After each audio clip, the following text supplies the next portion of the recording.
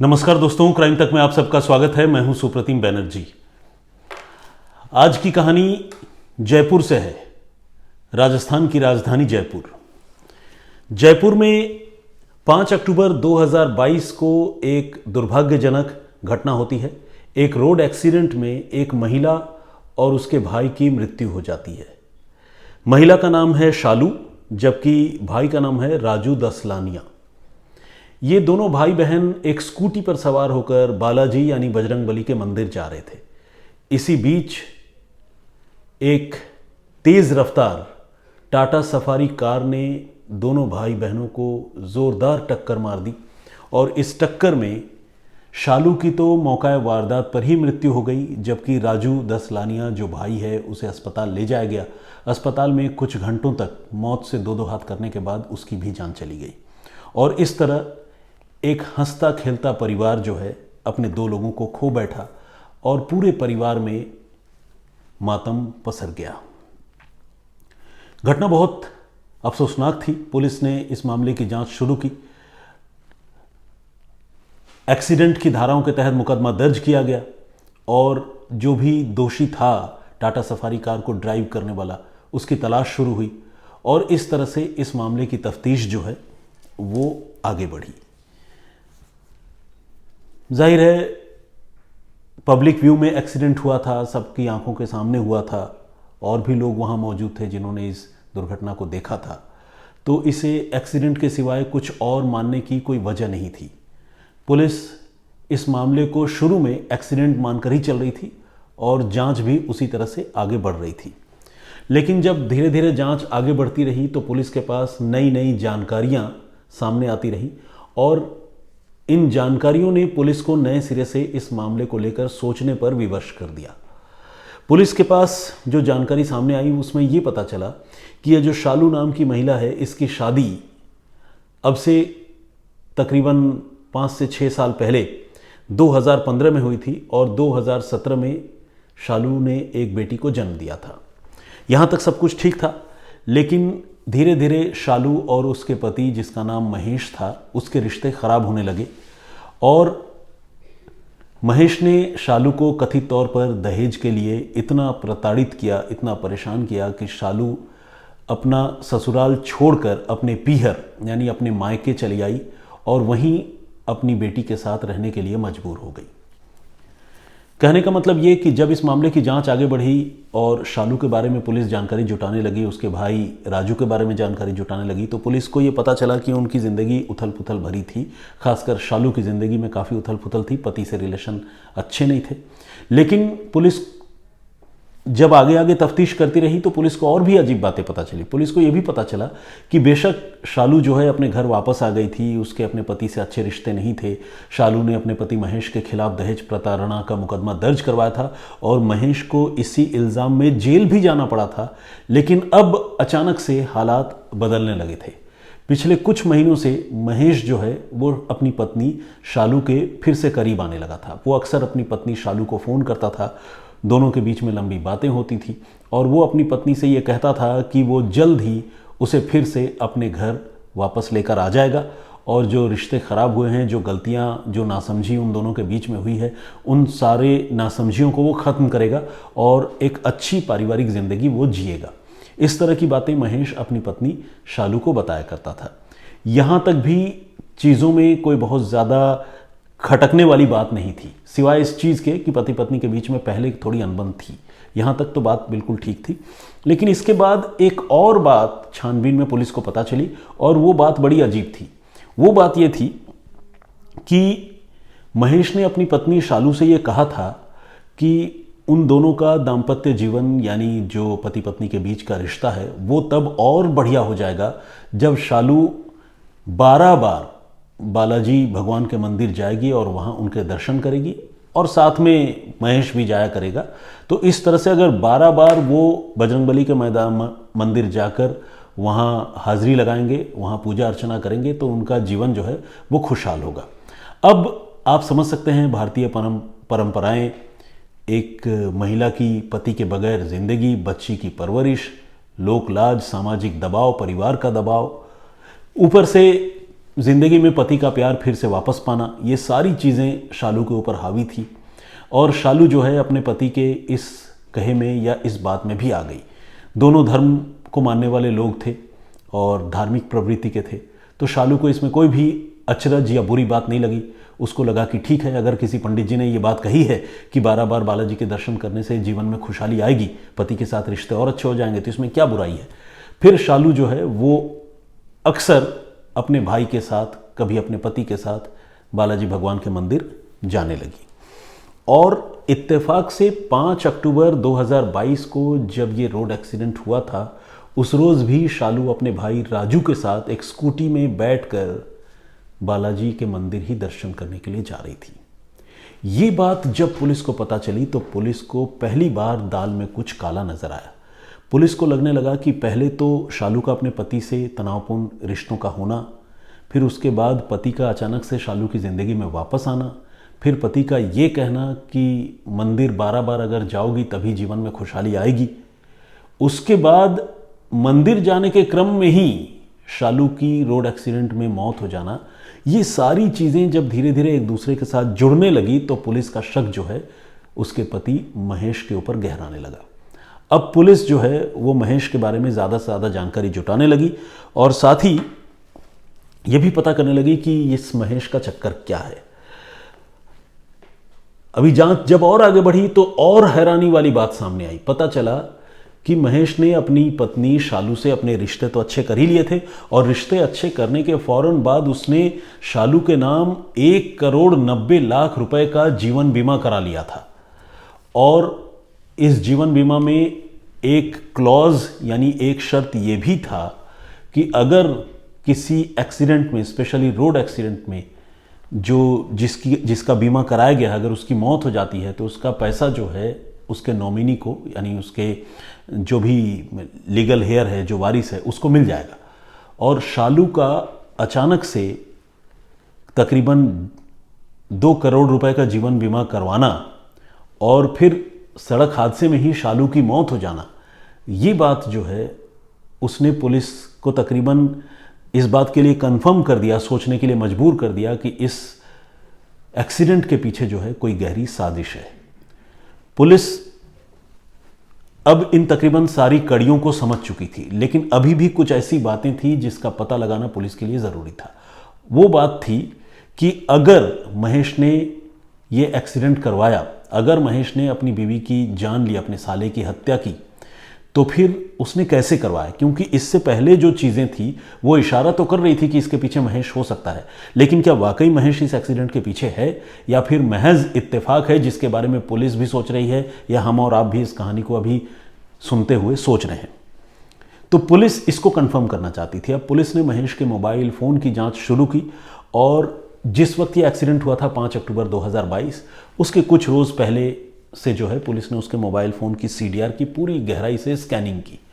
और जब पुलिस ने स्कैनिंग की तो पुलिस ने ये नोटिस किया कि महेश की उन दिनों में जयपुर के ही एक हिस्ट्री शीटर, यानी एक आदतन अपराधी या जिसे हम गैंगस्टर कहते हैं, उससे बात हो रही थी और लगातार बात हो रही थी। इस आदमी का नाम है मुकेश।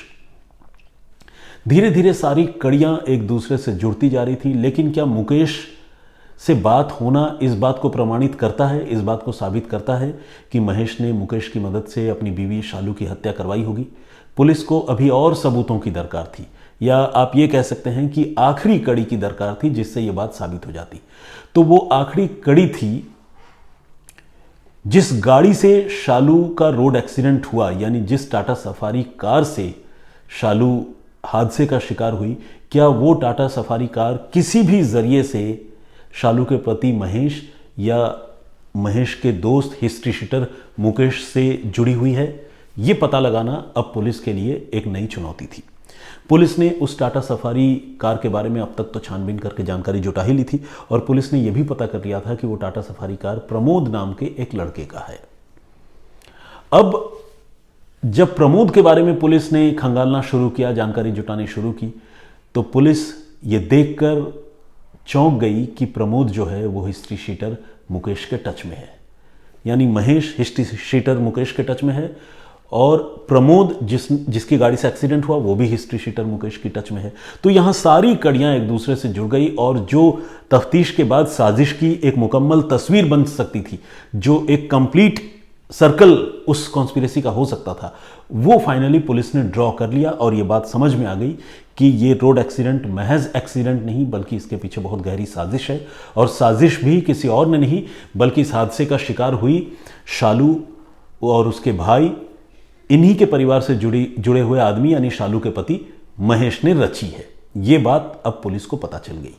अब पुलिस ने बिना देर किए हुए महेश को पकड़ा और उससे पूछताछ शुरू की। उसने पहले इधर उधर की बातें सुनाई, झूठी कहानियां गढ़ी, लेकिन जब पुलिस ने सख्ती की तो महेश ने पूरी बात कबूल कर ली और उसने बताया कि उसकी अपनी पत्नी से अच्छे रिश्ते नहीं थे और पिछले कुछ महीनों से वो अपनी पत्नी से जो लगातार क्लोज आ रहा था, बातें कर रहा था, ये कोई उसका हृदय परिवर्तन नहीं हुआ था और नहीं उसे अपनी पत्नी से कोई नए सिरे से प्यार पनपा था, बल्कि उसके मन में तो लालच था कि वो तकरीबन करोड़ों रुपए जो है वो रातों रात हासिल करे। और इसके लिए उसे किसी ने आइडिया दिया था कि अगर वो किसी आदमी का जितने रुपए का भी बीमा करा देगा, अगर उस आदमी की मौत हो जाती है और उस आदमी का ये नॉमिनी बनता है तो फिर इसको वो पैसे मिलेंगे। तो ये बात जब इसके दिमाग में आई तो इसको लगा कि क्यों नहीं एक तीर से दो शिकार किए जाए। एक तो जो बीवी जिसके साथ उसके पहले से ही अनबन चल रही है उसको अपने रास्ते से और दुनिया से हटा दिया जाए, और दूसरा ये कि उसकी मौत के बाद उसके बीमा की रकम जो है वो पूरी तरह से हड़प ली जाए। इसी प्लानिंग के तहत उसने जो है अपनी बीवी से दोस्ती की थी और तकरीबन 1,90,00,000 रुपए का उसका बीमा करवाया था, उसकी किश्तें भर रहा था, प्रीमियम दे रहा था और उसके बाद उसने उसकी हत्या करवाई। इस बीच छानबीन में यह भी पता चला कि पहले इन लोगों ने यह तय किया था कि उनके पास एक मारुति ऑल्टो कार है, इस ऑल्टो कार से वो एक्सीडेंट करेंगे और शालू को कुचलने की कोशिश करेंगे। लेकिन बाद में उन लोगों ने यह भी रियलाइज़ किया कि मारुति ऑल्टो एक छोटी कार है, हो सकता है कि इतना डेडली या इतना ख़तरनाक एक्सीडेंट ना हो जिससे शालू की जान जाए। वो तो इंश्योर करना चाहते थे, इस बात को पूरी तरह से कंफर्म करना चाहते थे कि एक्सीडेंट में किसी भी कीमत पर शालू की जान न बच पाए। इसलिए उन्होंने ऑल्टो कार से एक्सीडेंट करने की अपने पहले वाली प्लानिंग को जो है उसको उन्होंने कैंसिल कर दिया। और हिस्ट्री शीटर मुकेश से जब उसने बातचीत की तो मुकेश ने फिर ये तय किया कि वो एक हेवी यानी बड़ी गाड़ी का इंतज़ाम करेगा और टाटा सफारी अपने आप में एक काफ़ी वज़नदार बड़ी एसयूवी है। उनको लगा कि अगर इस एसयूवी से किसी को कुचला जाए तो उसके बचने की संभावना नहीं के बराबर है, और इसी के तहत उन्होंने प्रमोद नाम के एक लड़के को जिसके पास टाटा सफारी कार थी उसे इस साजिश में शामिल किया। इन लोगों की बदमाशी देखिए, इन लोगों के दिमाग का फितूर देखिए, इनकी सोच देखिए कि ये कितने गिरे हुए लोग हैं जिनको किसी की जान लेनी है और उसके लिए किस तरह से ये एक के बाद एक अपने जैसे सोचने वाले लोगों को एक साथ जुटाते जा रहे हैं।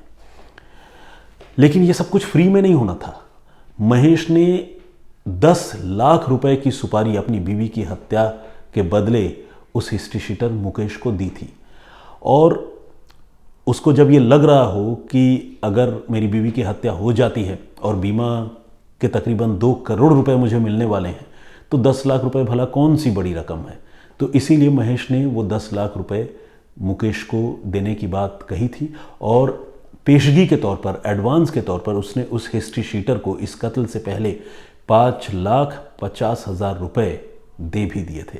बाकी के 4.5 लाख उसे देने थे। लेकिन एक्सीडेंट तो हो गया, शालू की मृत्यु भी हो गई। बेचारा उसका भाई जिसका इस मामले से कोई लेना देना नहीं था, शालू के लिए भी बेचारा या बेचारी शब्द का ही इस्तेमाल होगा क्योंकि वो भी बेचारी बदनसीबी थी जो इनोसेंट थी, जिसको कुछ नहीं पता था कि उसका पति इतना बड़ा हैवान या जल्लाद है। तो ये दोनों तो हादसे का शिकार हो गए। लेकिन ये सब कुछ होने के बाद इससे पहले कि और रकम सुपारी की वो मुकेश को दी जाती, पुलिस ने इस साजिश का भंडाफोड़ कर दिया और इस मामले में जो भी गुनहगार हैं, प्रमोद, मुकेश, महेश और बाकी जो 1-2 लोग और इस साजिश में किसी न किसी रूप में शामिल थे, उनको पुलिस ने गिरफ्तार कर लिया।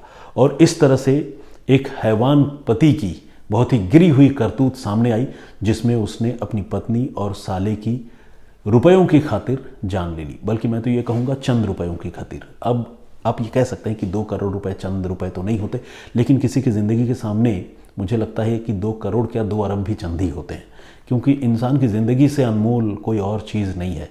वो इंसान पता नहीं कैसा होगा या कैसे होते हैं जो रुपयों की वजह से किसी की जान ले लेते हैं, और ख़ासकर इस तरह की लालच में आकर। खैर, आज की कहानी यहीं तक, लेकिन इससे पहले कि मैं अपने इस प्रोग्राम को वाइंड अप करूं, आइए कुछ कमेंट पढ़ता हूं। बादशाह ने कमेंट किया है, जो मेरी प्रीवियस स्टोरी थी जिसमें मैंने बताया था कि किस तरह गुजरात पुलिस ने एक कातिल को पकड़ने के लिए सालों तक मेहनत की और साधु का भेष धरकर वो जगह जगह घूमते रहे और कातिल की तलाश करते रहे और फाइनली कातिल को पकड़ने में उन्होंने कामयाबी हासिल की। उस स्टोरी पर कमेंट किया है बादशाह ने, और उन्होंने यूनिटी इन डाइवर्सिटी की जो बात मैंने उस स्टोरी में की थी उसके लिए उन्होंने अच्छे वर्ड्स का, अच्छे शब्दों का इस्तेमाल किया। Thank you very much. Asif Ali ने भी कमेंट किया, बहुत बहुत स्वागत आपका। रूपा चट्टोपाध्याय, इन्होंने लिखा है, always your presentation is great sir and today's story police did excellent work. Thank you very much Rupa ji, बहुत धन्यवाद आपका। भारोते बेन, एक मिनट, इनका नाम है भारोतमा बेन, ये गुजरात से हैं। अगर मैं ठीक से नाम प्रोनाउंस नहीं कर पा रहा हूँ तो माफ़ कीजिएगा, लेकिन बहुत बहुत स्वागत है आपका। सैल्यूट टू सूरत पुलिस उन्होंने लिखा है और नमस्कार भी कहा है। बहुत बहुत स्वागत आपका, मेरी ओर से भी नमस्कार। सीमी एसके के नाम से एक ID उन्होंने भी कमेंट किया है। रेज़ा जी ने कमेंट किया है, और विवेक ठाकुर हैं, इन्होंने अपनी बात रखी है और इन्होंने ये बताया है कि वो फॉरेन से हैं, विदेश से हैं, हमें रेगुलर वो देखते हैं। Thank you very much. Amit Kumar ji ने सुपर्ब लिखा है। सुष्मिता सरकार जी ने कहा है कि I am fan of your program, I like your voice so much. Thank you very much Sushmita ji. Daya Meena ने भी कमेंट किया है।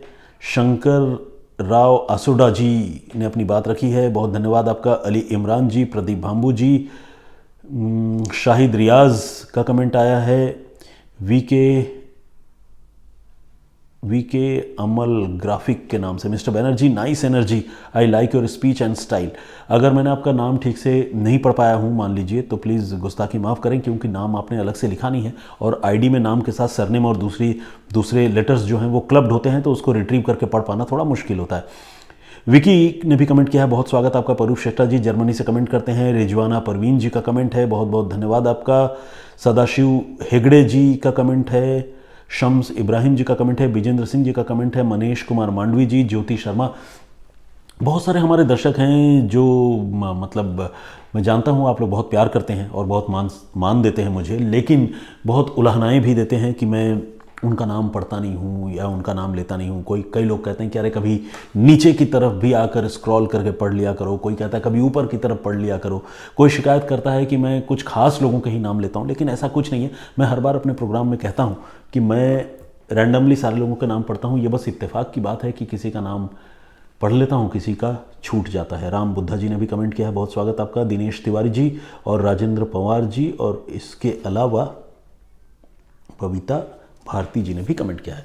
बहुत स्वागत और बहुत धन्यवाद आप सारे लोगों का। और भी बहुत सारे लोगों ने कमेंट किया है, लेकिन सारे लोगों का नाम एट वन गो तो लेना संभव नहीं है। आप सबसे गुजारिश है कि इसी तरह कमेंट करते रहिए, अपनी राय हमें देते रहिए, और आज की कहानी पर आपका नज़रिया क्या है, आप क्या सोचते हैं, प्लीज़ इसके बारे में भी हमें ज़रूर बताएं। हमें आपकी बातों का, हमें आपके रिस्पॉन्स का इंतज़ार रहता है। मैं फिर हाजिर होऊंगा किसी और कहानी के साथ। तब तक अपना बहुत ख्याल रखिए, सुरक्षित रहिए। जय हिंद, जय भारत।